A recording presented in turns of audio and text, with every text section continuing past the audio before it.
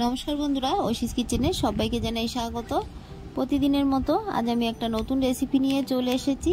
আজ আমি বানাবো চিকেন কারি, তবে এটা একটু অন্যরকম ভাবে। একঘেয়ে চিকেন কারি বানিয়ে খেতে ভালো না লাগলে বাড়িতে একবার আমার মতো করে আপনারা দেখে বাড়িতে বানাতে পারেন, দেখবেন এটা খেতে ভালো হয়।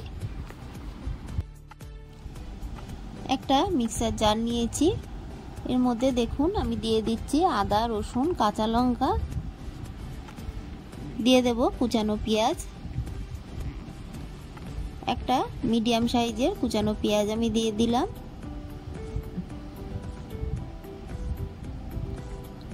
এরপর আমি এর মধ্যে দিয়ে দেব আমন্ড বাদাম, প্রায় 7 থেকে 8টা আমন্ড বাদাম আমি ভালো করে দেখুন খোসা ছাড়িয়ে দিলাম, 8 থেকে 10টা হবে। এগুলোকে মিক্সিতে ভালো করে পেস্ট করে নিলাম।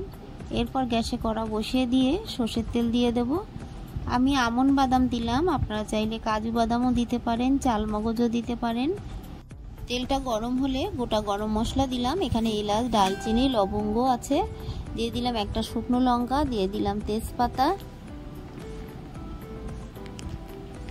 ফোড়নগুলোকে খুব সুন্দর করে ভেজে নেব। তারপর এর মধ্যে দিয়ে দেব কুচানো পেঁয়াজ, দিয়ে ভালো করে নেড়ে এই পেঁয়াজটাকেও একটু ভাজা ভাজা করে নেব।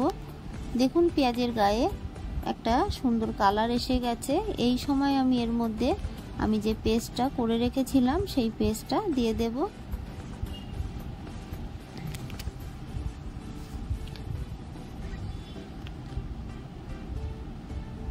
ভালো করে নেড়ে আমি এই পেস্টটাকে মশলার সঙ্গে ভালো করে কষিয়ে নেব।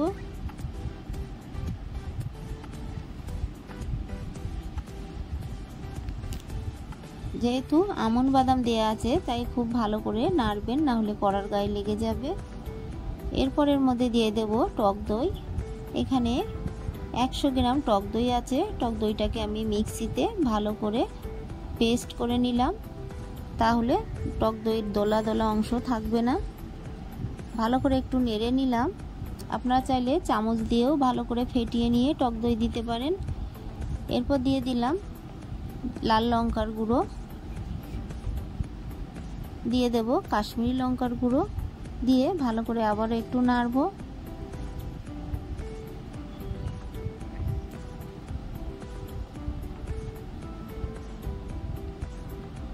এরপর দিয়ে দেব জিরে গুঁড়ো, দিয়ে দেব ধনে গুঁড়ো,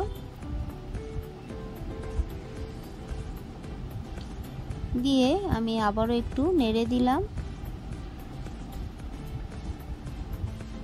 আরও একটু ধনে গুঁড়ো আমি দিয়ে দিলাম।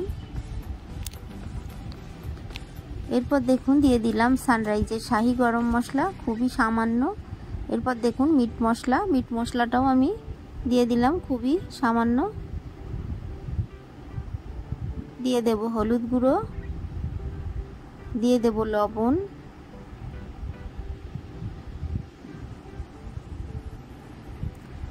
সব মশলা দিয়ে খুব ভালো করে এই মশলাটাকে কষিয়ে নিতে হবে।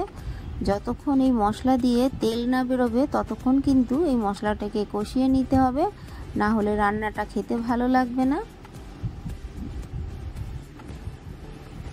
আমার এই রেসিপিটি আপনাদের ভালো লাগলে প্লিজ আমার চ্যানেলটিকে সাবস্ক্রাইব করে আমার পাশে থাকবেন, তাহলে আমি যখন কোনো নতুন ভিডিও ছাড়বো আপনাদের কাছে পৌঁছে যাবে। আমি এটার মধ্যে হাফ টিস্পুন চিনি দিয়েছি, সেটা অফ ক্যামেরা হয়ে গেছে। আপনারা অবশ্যই এর মধ্যে এই সময় হাফ টিস্পুন চিনি দিয়ে খুব ভালো করে কষিয়ে নেবেন। মশলা দিয়ে দেখুন তেল বেরিয়ে গেছে। মশলাটাকে আমি খুব সুন্দর করে কষিয়ে নিয়েছি। যতক্ষণ এরকম তেল না বেরোবে ততক্ষণ কিন্তু মশলাটাকে কষাতে হবে। এরপর আমি এর মধ্যে চিকেনগুলো দিয়ে দেব। চিকেনগুলোকে দিয়ে খুব ভালো করে আবারও বেশ কিছুক্ষণ নেড়ে কষিয়ে নিতে হবে। চিকেন দিয়ে যতক্ষণ তেল না ছাড়বে, মশলা দিয়ে যতক্ষণ তেল না ছাড়বে ততক্ষণ কিন্তু কষিয়ে নিতে হবে।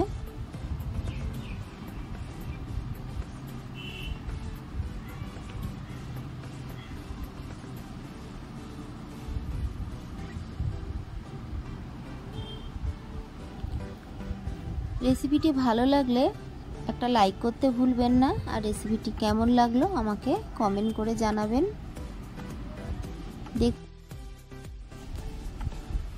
চিকেন দিয়ে দেখুন তেল ছেড়ে দিচ্ছে।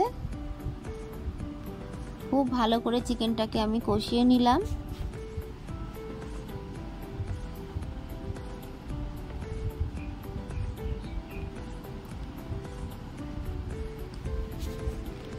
এই সময় দিয়ে দেব জল।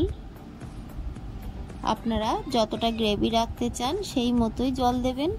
কষা কষা রাখতে চাইলে জলের পরিমাণটা একটু কম করে দেবেন। আমি একটু গ্রেভি রাখবো, তাই একটু জলের পরিমাণটা বেশি করেই দিলাম।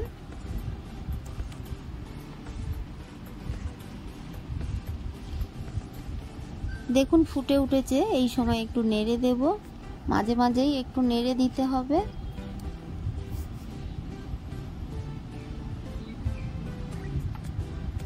এইভাবে আমি বেশ কিছুক্ষণ ফুটিয়ে নিয়েছি। একটু চেখে দেখে নিলাম। এটার মধ্যে দিয়ে দেব একটু লবণ আর দিয়ে দেব একটু চিনি।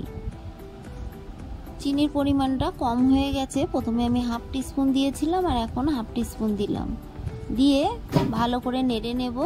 যেহেতু টক দই দিয়েছি তাই একটু চিনি দিলে স্বাদটা ভালো লাগে, তবে যারা মিষ্টি খান না তারা চিনিটা দেবেন না।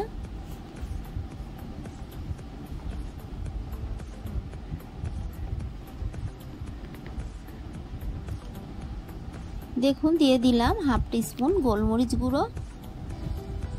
দিয়ে ভালো করে নেড়ে নেব আমি। তারপর এর মধ্যে দিয়ে দেব সানরাইজের শাহি গরম মশলা, দিয়ে দেব মিট মশলা। প্রথমেই কিন্তু আমি অল্প অল্প দিয়েছি, আর এখন হাফ টিস্পুন করে দিয়ে দিলাম।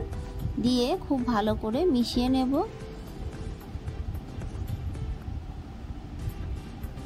চিকেনগুলো দেখুন সিদ্ধ হয়ে গেছে। আর গ্রেভিটা এখন যতটা দেখছেন এটা ঠান্ডা হওয়ার পর কিন্তু এতটা থাকবে না। সেই মতো বুঝে আমি গ্যাসের ফ্লেমটাকে অফ করে দিলাম।